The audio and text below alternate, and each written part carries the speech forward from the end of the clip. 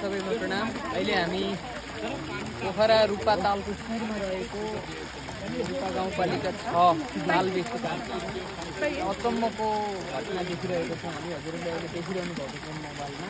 एउटा वृक्षबाट पानी निस्किरहेको विगत निकै लामो समयदेखि हामीले सुनिरहेका छौँ।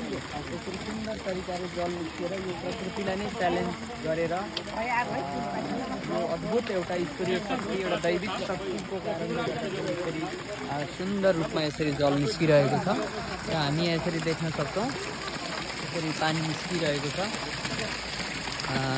केही न केही दैविक शक्ति, एउटा पवित्र ऊर्जावान स्थान भएकै कारणले गर्दाखेरि पक्कै यो यस्तो भएको हुन सक्दछ। यसमा धेरै तर्क वितर्कहरू झट्ट हेर्दा लाग्न सक्छन्, तर सामान्य रूपमा प्राकृतिक रूपमा यसरी सुकेको वृक्षबाट यसरी तलबाट यसरी माथि उठेर पानी आउनु यो असम्भव हो।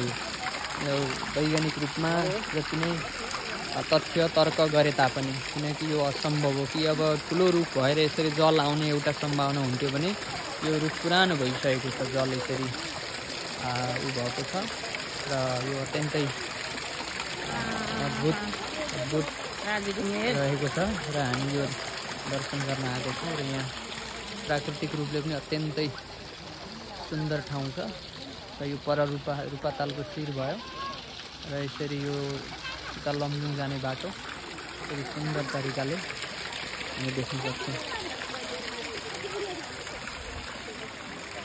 र हजुरहरू पनि अनुकूल भएअनुसार यो ठाउँमा दर्शन गर्नको लागि आउनुहोला। र हामी आज 5 जना सुन्दर साथ यसरी सत्सङ्ग सकेर हामी यहाँ नजिकै छ दर्शन गर्न आउँ भनेर यसरी हामी आएको छौँ। सबैलाई प्रणाम।